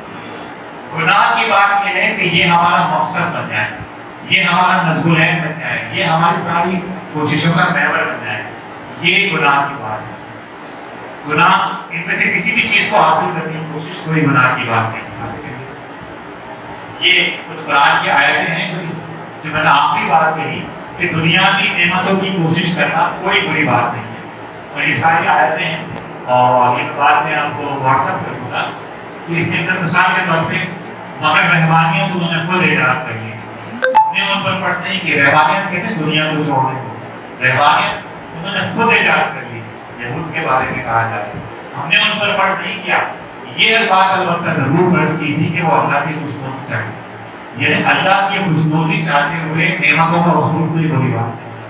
اور جو کچھ خدا نے تمہیں دے رکھا ہے اس میں آخرت کے گھر کے دربار بنو اور اس دنیا سے اپنا حصہ وہاں لے جانا نہ بھولو. آپ غور کیجیے, اس دنیا سے اپنا حصہ وہاں لے جانا نہ بھولو. جس طرح خدا نے تمہارے ساتھ احسان کیا ہے اس طرح تم بھی دوسروں کے ساتھ احسان کرو اور زمین میں فساد کے گواہ نہ ہو. اسی طرح ایک اور ہے, ان سے پوچھو اللہ کی اس زینت کو کس نے حرام کر دیا جو اس نے اپنے بندوں کے لیے پیدا کی تھی, اور کھانے کی پاکیزہ چیزوں کو کس نے ممنوع ٹھہرایا ہے. ان سے کہو دنیا کی زندگی میں بھی ایمان والوں کے لیے ہے اور قیامت کے دن کو خاص بنی کے لیے ہو. یعنی دنیا کی نعمتیں پہلے ایمان کے لیے گناہ نہیں ہے. گناہ یہ ہے کہ اس نعمت کو آپ اپنا مقصد بنا لیں. اگر 2 دریا میں نے کو ڈنر کرایا تھا کیا تھا بھائی کو یہ لاکھ سال بھائی کو لاکھ ہوتی گناہ کی بات نہیں تھی. گناہ کی بات یہ کہ ساری کوشش جو ہے اور ساری میری عزت اسی لیے کرنی شروع کر دیں کہ میں نے 2 دریا پہ ڈنر کیا. یہ بری بات. یہ 2 دریا پہ ڈنر یا کوئی بھی چیز جتنی چیزیں میں نے کھلوائی کوئی گناہ کی بات نہیں. آگے چلیے کے ساتھ. اب یہاں ہمارے پاس ہم نے جیسے پہلے کہا کہ امپیکٹ, اب ہمارا جو موضوع ہوگا وہ امپیکٹ ہوگا کہ آخر وہ جو ہماری مثلث کی چونچ ہے جس کے بارے میں ہم نے بات کی کہ اس کا مرکز یہ ہے کہ وہ ہیومن فوکسڈ ہے, وہ ہیومن اورینٹڈ ہے. آخر اس میں کیا چیز ہے اور کس طرح یہ کام کیا جائے. پہلی بات تو یہ ہے کہ اس میں لکھا ہے کہ اس سلائڈ سے یہ ظاہر ہو رہا ہے کہ امپیکٹ کے 3 حصے کیا ہیں, امپیکٹ 1, 2 اور 3. اور ظاہر ہے اس میں بھی وہی بات ہے کہ سب سے نیچے سب سے زیادہ, اوپر اور چھوٹا, اور امپیکٹ 1 کے اوپر تو آپ سوچ لیجیے کہ میرے ساتھ نہ ہونے بہت ہی کم لوگ, یعنی اشاریہ کچھ % لوگ وہاں تک پہنچتے ہیں. اس میں ایک بڑی زبردست بات لکھی ہے کہ اللہ کی اس کائنات کی اکائی انسان. یہ بات یاد رکھیے. میرے سید ابو العلا محمودی رحمۃ اللہ علیہ اللہ اپنے ضرورت دور سے پڑھتے, انہوں نے اپنے ترتیب القرآن کی دیباچے میں لکھا ہے قرآن کا بنیادی موضوع انسان ہے. اس سے آپ انسان کی اہمیت کا اندازہ لگا سکتے ہیں کہ اس دنیا میں سب سے قیمتی چیز ہے نا اندر کی بنائی ہوئی دنیا میں وہ انسان ہے. اب یہاں سے ہم تھوڑا سا یہاں تک جو گفتگو کی تھی اس کو اگر آپ نے سمجھ لیا ہو, یہاں سے ہم اس سوال کے جواب پر آتے ہیں کہ آخر کیا وجہ ہے کہ اقوام متحدہ کے سروے میں جو پاکستان کو انڈیا سے فوقیت حاصل ہے اور مسلمانوں کو ہمیشہ رہے گی, اس کی وجہ کیا ہے. دیکھیے اسے کرائٹیریا میں 6 چیزیں ہیں. پہلی چیز ہے GDP. ہم بہت پیچھے ہیں, ہم تو دن بدن سوال کا شکار ہیں. GDP دن بدن کم ہو رہی ہے. اچھا نمبر 2 ابھی ہم چھوڑ ہیں. تیسری چیز لائف ایکسپیکٹنسی, یہ بھی ہمارے یہاں بہت کم ہو رہی ہے. ہمارے یہاں اوسط عمر جو ہے 58 ایئرز رہتی ہے, بہت کم. نمبر 4 ہے فریڈم آف چوائس, ہمارے یہاں نہیں ہے. ہمارے یہاں آپ کچھ کرنے کے لیے کھڑے ہو تو آپ کے پاس امکانات نہ ہونے کے برابر ہے. نمبر 6 ہے پرسیپشن آف کرپشن. اس میں کیا بات کی جائے, بچہ بڑھتا پورا ہمارا جانے ہیں کرپشن کی صورتحال ہم سب کو پتہ ہے. نمبر 2 اور نمبر 5 وہ چیزیں ہیں جس میں ہمارا اسکور انڈیا سے بہت زیادہ ہے. اور ہمارا اسکور سوشل سپورٹ. سوال یہ کیا جاتا ہے رپورٹ میں کہ آپ کے پاس آپ کے اوپر اگر کوئی بری صورتحال آئے, اگر آپ کے ساتھ کوئی مسئلہ درپیش ہو تو کیا معاشرہ آپ کو سپورٹ کرتا ہے. آپ کے رشتے دار, گھر بار, خاندان, برادری, آپ کے آس پاس کے لوگ. پاکستان میں یہ ریشو تقریباً 90% جو ہوا ہے. ہمارے اس فیکٹر نے ہماری رپورٹ کے باقی چاروں فیکٹر کو فیل کر دیا. باقاعدہ یہ رپورٹ موجود ہے, جن کو دلچسپی رکھی ہو اس کا ضرور مطالعہ کریں کہ ہمارے ہاں یہ فیکٹر کہ لوگ ہمارے ہاں برے وقت میں کھڑے ہو جاتے ہیں مدد کرنے کے لیے, یہ ہمارا اتنا مضبوط فیکٹر ہے کہ اس کی وجہ سے ہمارے باقی چاروں فیکٹر جو ہے نا وہ ان کے اوپر حاوی ہو جاتے ہیں. پھر ایک اور چیز ہے جنراسٹی. UN کی اس رپورٹ کے مطابق پاکستان کا 70% آبادی جو ہے وہ کسی نہ کسی طرح خیر کے کسی کام سے منسلک ہے. کوئی مسجد کی خدمت کر رہا ہے، کوئی تبلیغی جماعت میں لگا ہوا ہے، کوئی لبیک میں لگا ہوا ہے، کوئی خدمت میں لگا ہوا ہے، کوئی جماعت اسلام. مطلب آپ کے پاس ہر آدمی کے پاس اس حوالے سے کوئی نہ کوئی کرنے کا کام موجود ہے. تو یہ دو فیکٹر سوشل سپورٹ اور جنراسٹی یہ پاکستانیوں میں کہ دیکھیے سوشل سپورٹ وہی کرتے ہیں جو خود خوش ہوتے ہیں.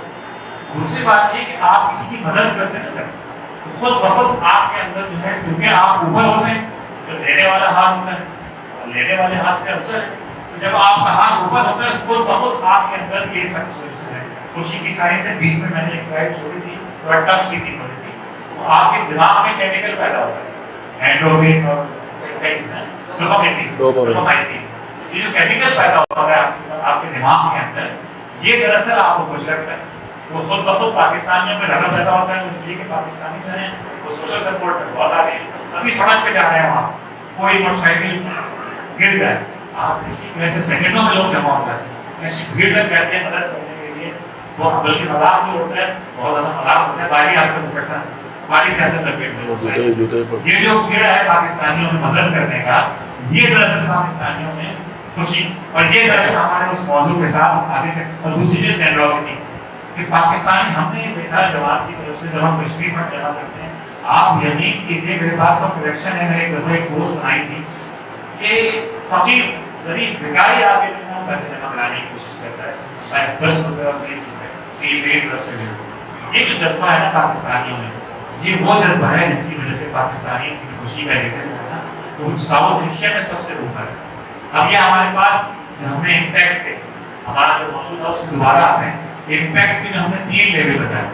سب سے نچلا لیول ہے رویہ, دوسرا ہے خدمت اور تیسرا ہے سسٹم کو بدلنے کی کوشش کرنا. آگے چلیے گا. ابھی ہم رویے کی بات کرتے ہیں. میں نے پہلے عرض کیا غلام کا بنیادی موضوع انسان ہے. میں آپ کے سامنے حضرت بلال رضی اللہ تعالیٰ عنہ کا واقعہ شیئر کرتا ہوں. میں نے بہت کم پڑھا نصاب آج کل ہی مطالعہ کیا میں نے.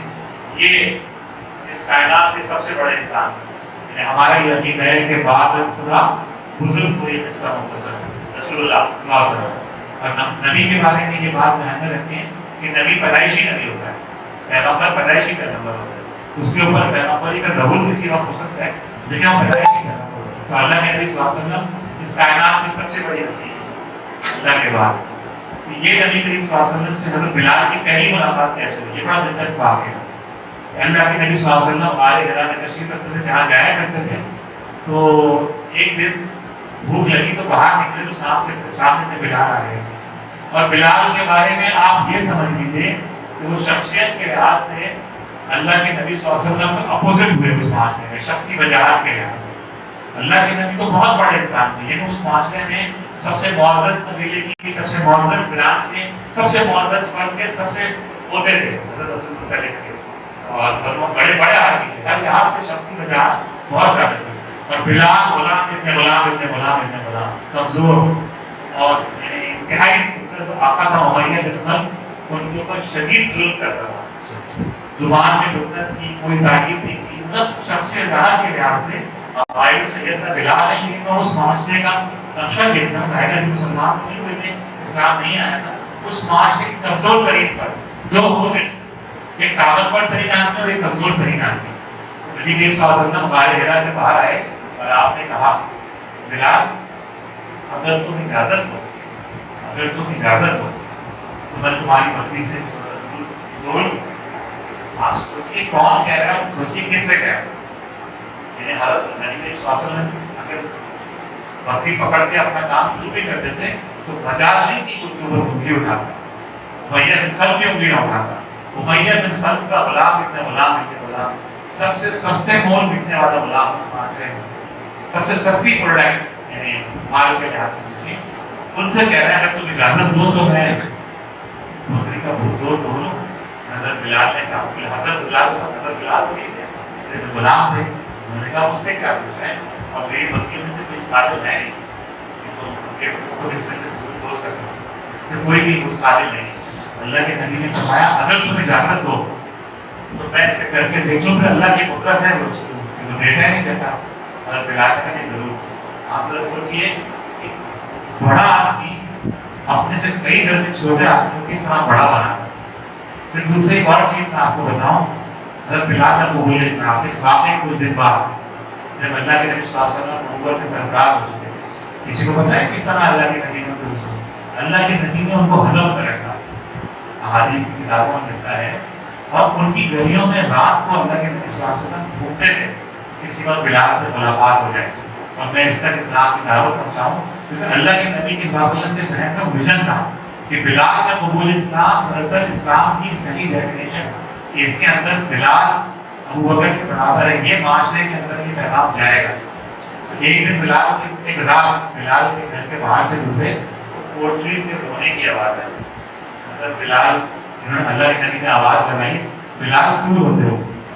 جواب ملا کہ اجنبی کیا پوچھتے ہو، سارا دن کھیت کو پانی دیا ہے اور رات کو میرے آپ کا امیہ نے مجھ کو یہ گندم دے دی کہ پیسو، رات بھر بیٹھ کے پیسو، اپنے رات بھر یہ پیسو تو آپ مجھے شروع۔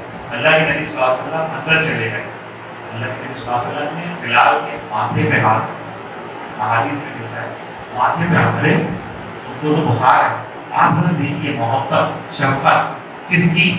اللہ کے نبی کس کے ساتھ؟ غلام ابن غلام کے ساتھ، تمہیں تو بخار ہو رہا ہے، تم سو جاؤ۔ اس نے کہا نبی کیا کہتے ہو؟ میں تو سو جاؤں گا، صبح آ کر تمہیں ملتے گا، وہ تمہیں سزا دے گا، کل تم جاؤ تمہاری دل تو میں نہیں سکتا۔ کچھ احادیث میں ملتا ہے لگاتار 3 رات یہ عمل ریپیٹ ہوا، بلال بیماری میں تھے، بخار میں تھے، اللہ کے نبی صلی اللہ علیہ وسلم ان کی گردن پیستے تھے، اور کچھ روایات میں ملتا ہے کہ 11 راتیں یہ واقعہ ہوا، 11 راتیں اللہ کے نبی صلی اللہ علیہ وسلم نے ان کی گردن پیس دی۔ یہ ہے رویہ آگے سے، اور رویے کی یہ آپ پر کچھ قرآنی آیات ہیں، قول معروف مغفرۃ خیر من صدقۃ یتبعها اذى، پیار کے 2 میٹھے بول، کیا چاہتا ہے ہمارا؟ پیار کے 2 میٹھے بول، اور کسی کو معاف کرنا اس صدقے سے بہتر ہے جس میں لوگوں کے لیے تکلیف ہے۔ عبداللہ بن مبارک سے روایت ہے کہ اللہ کے نبی نے فرمایا اخلاق حسنہ لوگوں سے، اخلاق حسنہ لوگوں سے مسکرا کر ملنا ہے، بھلائی کرنا ہے اور دوسروں کو تکلیف نہ دینا ہے۔ ابو دردہ رضی اللہ عنہ کہتے ہیں کہ میں نے نبی کریم صلی اللہ علیہ وسلم سے سنا کہ میزان میں رکھے جانے والی چیزوں میں سے اچھے اخلاق سے بڑھ کر کوئی چیز بستی نہیں ہے۔ اچھے اخلاق والا اپنے اخلاق کی بدولت سائن کہتے ہیں روزے دار کو، اور قائم کہتے ہیں نماز قائم کرنے والے کو، یعنی وہ اچھے اخلاق والا اپنے اخلاق کی بدولت سائن اور قائم کے درجے تک پہنچ جائے۔ اخلاق ایسی چیز ہے۔ جابر رضی اللہ عنہ سے روایت ہے کہ نبی کریم نے فرمایا صلی اللہ علیہ وسلم میرے نزدیک تم میں سب سے زیادہ محبوب اور قیامت کے دن میرے سب سے قریب بیٹھنے والے وہ لوگ ہیں جو تم میں بہترین اخلاق والے ہیں، اور میرے نزدیک سب سے زیادہ قابل نفرت تم میں وہ لوگ ہیں اور قیامت کے دن مجھ سے دور بیٹھنے والے وہ لوگ ہیں جو باتونی، بلا احتیاط بولنے والے، زبان دراز اور متفقون ہیں۔ صحابہ نے پوچھا اللہ کے رسول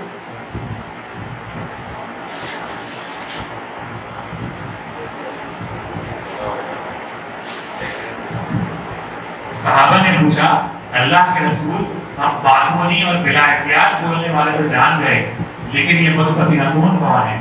آپ نے فرمایا تکبر کرنے والے۔ یعنی یہ بات سمجھنے کی ہے کہ اس کائنات میں انسان کے ساتھ رویے کی کیا اہمیت ہے۔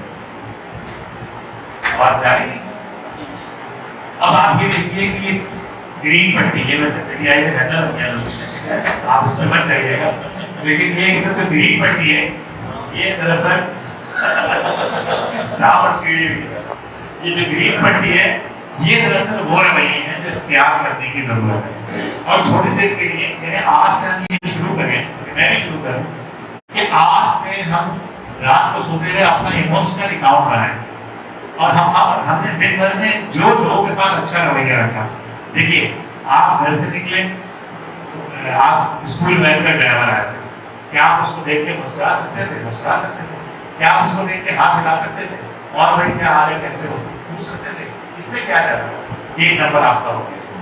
اس کے بعد آپ نکلے، گاڑی صاف کرنے والا کسی گھر میں اگر آتا ہے، یا بیگم کے ساتھ بیٹھے اور بیگم جو بیٹھی ہیں وہ شوہر کے ساتھ بیٹھے، صبح ناشتے میں 2-4 اچھی باتیں ہو گئی، یہ سوچ کے کس طرح اللہ خوش ہوگا، 1 نمبر بڑھ گیا۔ ویسے چکچک کا آواز نہیں ہو سکتا، کیوں چاہتے ہیں کہانی گھر گھر کی مطلب یہ کہ آپ اللہ کی رضا کے لیے آپ اچھا آواز کریں. اس کے بعد آپ کے کوئی ماسی آ گئی, کوئی کام والا آ گیا, آپ گھر سے باہر نکلے گاڑی صاف کرنے والا آ گیا. ہر انسان ایک دنیا ہے. آپ اچھی بات کرتے جائیں. آپ پیٹرول پمپ پہ گئے, پیٹرول پمپ پہ ایک آدمی آیا, اس نے آپ کو آپ آگے گاڑی سے آگے آگے آپ کا شیشہ صاف کرنا شروع کر دیا. آپ نے 10-20 روپئے دی, کوئی اچھی بات بھی کر دی, اس کی تعریف کر دی. کوئی خاص آپ نہیں, آپ گاڑی میں پیٹرول ڈالنے والے نے آپ نے اسے 3000 روپے کا پیٹرول ڈلوایا, آپ 2950 روپے کا پیٹرول ڈلوایا, 50 روپے اس کو دے دیے.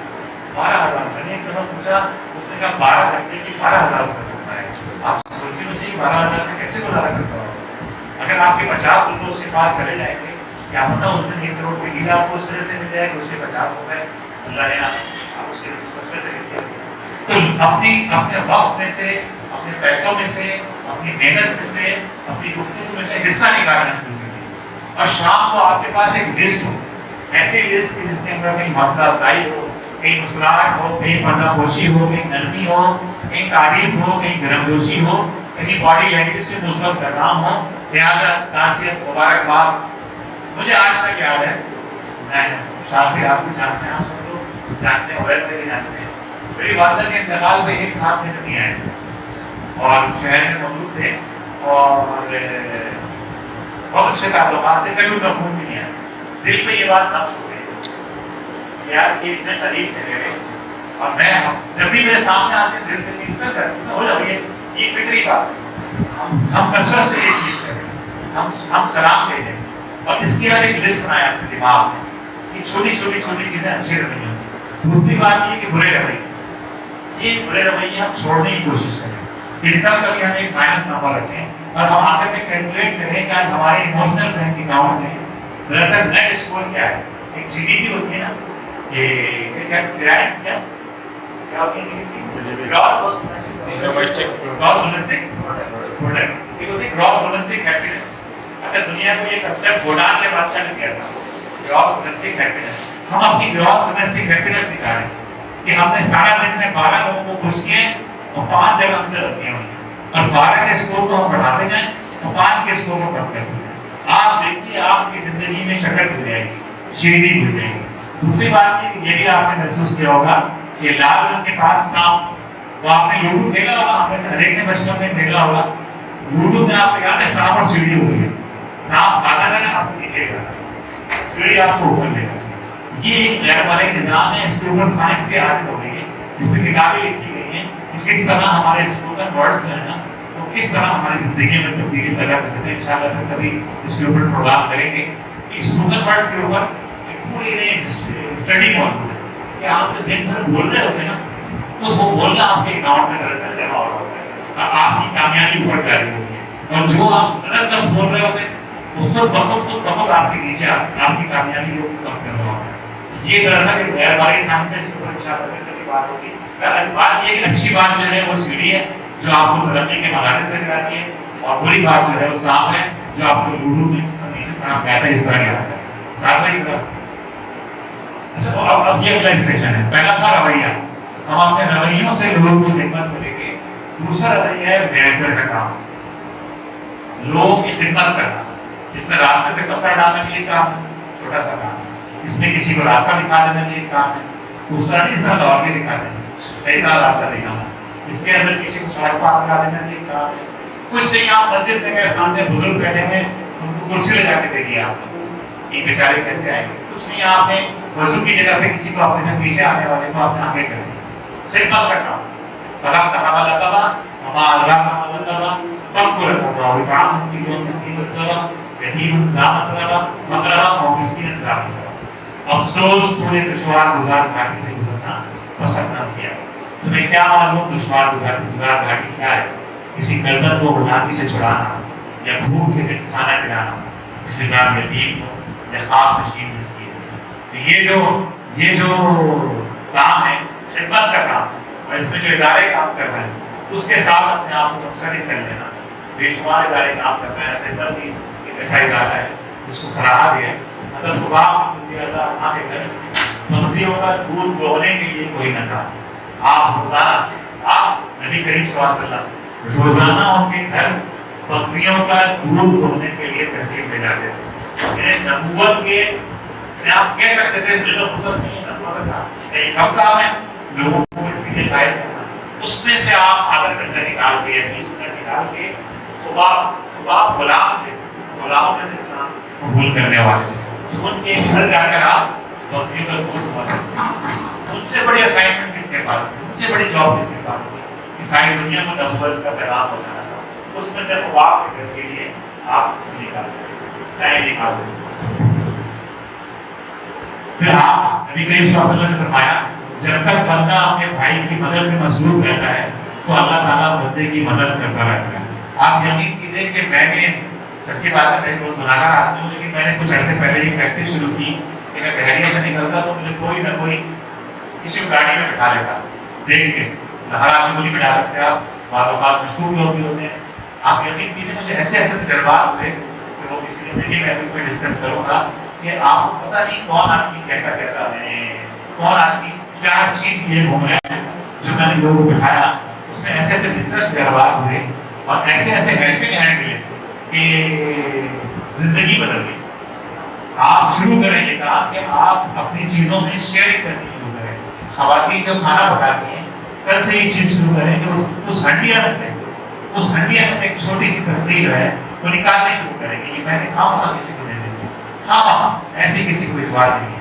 اس سے خود بخود مجھے رمضان بھر کے روزے رکھنے اور اس مبارک مہینے میں مسجد حرام میں بیٹھ کر اعتکاف کرنے سے زیادہ عزیز یہ ہے کہ میں کسی مسلمان کی وقت کی ضرورت مدد کروں.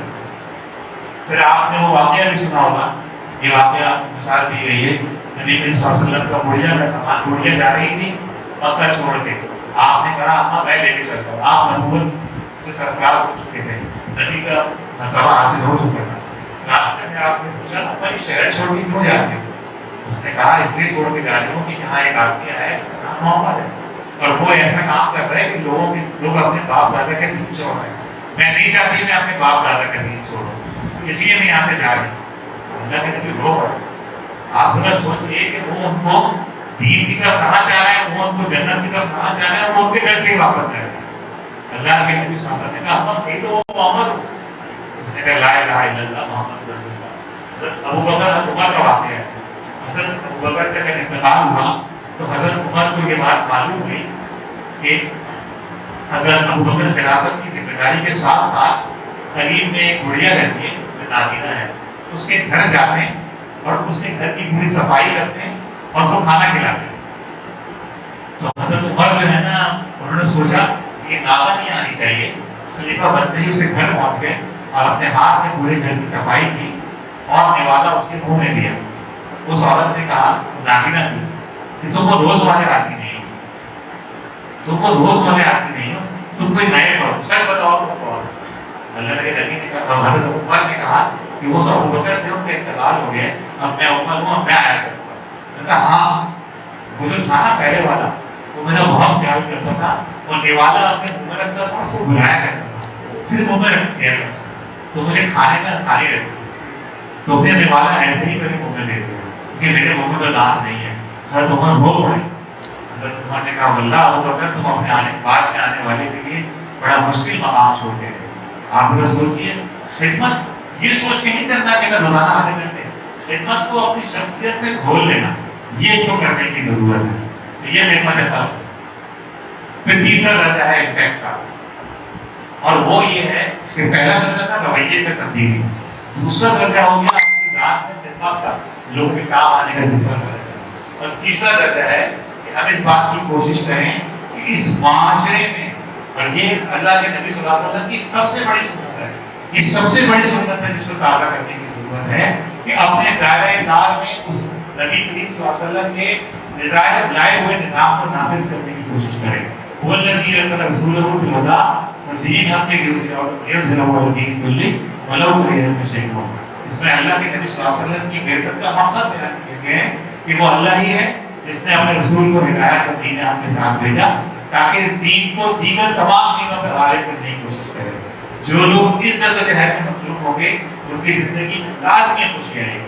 پھر ایک اور آیت ہے وَيَأْمُرُونَ بِالْمَعْرُوفِ وَيَنْهَوْنَ عَنِ الْمُنکَرِ युसारिऊन फिल खैरात व उलाइका मिनस साबिरीन। यानी जो लोग नेकी का हुक्म देते हैं और बुराई से रोकते हैं और खैरात में बांटने में जो है दौड़ में, वही सालिहीन से। अब ये जो है अल्लाह की हकीकत कहते हैं, इसको अमामत दीन कहते हैं, शहादत हक कहते हैं, इंसाफ का बयान कहते हैं, खिलाफत अला मिनहाज नबुव्वत कहते हैं, दीन का निफाज कहते हैं, दीन की तबलीग कहते हैं, अमल बिल मारूफ, कोई भी नाम दे दें इसको, ये दरअसल हम पे फर्ज की गई है। और इसके अंदर जो है वो खुशी का पैगाम मौजूद है। कुरान की आयत है, ऐ लोगों तुम्हारे रब से नसीहत और दिलों के रोग की शिफा तुम्हारे पास आई है, ये कुरान। और ईमानदारों के लिए हिदायत और रहमत है। ऐ नबी कहो कि ये अल्लाह का फजल है और उसकी मेहरबानी है, ये चीज़ इसने भेजी, इस पर तो लोगों को खुशी मनानी चाहिए। ये उन सब चीज़ों से बेहतर है जिन्हें लोग समेट रहे हैं। यानी पहली चीज़ थी रवैया, ये मतलब आपका ज़ाती का तय काम है। दूसरी चीज़ हो गई खिदमत खल्क़, ये किसी हद तक ज़ाती और किसी हद तक इज्तिमाई। तीसरा बिल्कुल जो चोंच है, ये है ऐसे निज़ाम को नाफिज करने की कोशिश करना तन मन धन के साथ, इसको मकसद ज़िंदगी ना है। ये दरअसल जब ये हम करेंगे तो खुद ब खुद जो है ना वो हमारी ज़िंदगी में तब्दीली आएगी, खुशियों का नफूज होगा। इसके बाद अगर आप जो है कारोबार भी कर रहे हैं, कारोबार में भी मेहनत कर रहे हैं, इसके साथ आप एक गाड़ी की 2 गाड़ियाँ भी ले रहे हैं, इसके साथ आप पॉपुलर होने की कोशिश भी कर रहे हैं, इसके साथ आप ताकतवर होने की कोशिश भी कर रहे हैं। मकसद अगर ये है तो फिर आपकी हर चीज़ इबादत है। फिर आपका इलेक्शन लड़ना भी इबादत है, फिर आपका इलेक्शन जीतना भी इबादत है, आपका इलेक्शन हारना भी इबादत है, फिर आपके गलियों में नाली साफ कराना भी इबादत है। अगर मकसद अल्लाह की रज़ा का वसूल है, अगर मकसद अमामत दीन है। आज शेर भी लिखा हुआ है, ज़िंदगी का मकसद तेरे दीन की सरफराज़, मैं इसीलिए मुसलमान, मैं इसीलिए नमाज़। तो ये दरअसल जो पैगाम है, ये दरअसल आज का हमारा जैसे कह लीजिए कि ईद का बात है कि हमारा मगज़, हमारी गुफ्तगू का मगज़ है, ये हमारा सरस है, न्यूक्लियस है कि दरअसल इंसान की फलाह की कोशिश करना, लोगों की ज़िंदगियों में खुशियाँ लाना, उस खुशियों को लाना तो रवैये से लाना, उसे खिदमत खल्क़ से लाना, उसको अकामत दीन से लाना, जिसके अंदर फोकस लोगों की खिदमत है। ये दरअसल सारा का सारा काम करना, ये दरअसल जो है खुशी जो है उसके अंदर खुद ब खुद देखिए खुशी हासिल होगी। सैयद आलम महमूदी का एक मौल है, अकामत दीन से ये छोटी है, चोंच है सबसे ऊपर वाली, इससे क्या मुराद है? उन्होंने फरमाया अकामत दीन से क्या मुराद है? हम जब अकामत दीन का लफ्ज़ बोलते हैं तो उससे हमारा मतलब महज मस्जिदों में दीन कायम करना, चंद मजहबी अकायद और इस्लामी अहकाम की तब्दील की वजह नहीं होता, बल्कि इससे हमारी बात ये होती है कि घर और मस्जिद, कॉलेज और मंडी, थाने और छावनी, हाईकोर्ट और पार्लियामेंट, दीवान बाजार और जमात खाने, सब पर उसी एक खुदा को दीन कायम किया जाए, जिसको हमने अपना रब और माबूद तस्दीक किया है, और सब का निज़ाम इसी एक रसूल सल्लल्लाहु अलैहि वसल्लम की तारीफ के मुताबिक चलाया जाए, जिसे हम अपना हादी व हक मान चुके हैं। ये गुफ्तगू भी थोड़ी सी आखिर में कुछ शेर व शायरी भी हो जाए तो इश्तिहार है, हमें मौका है।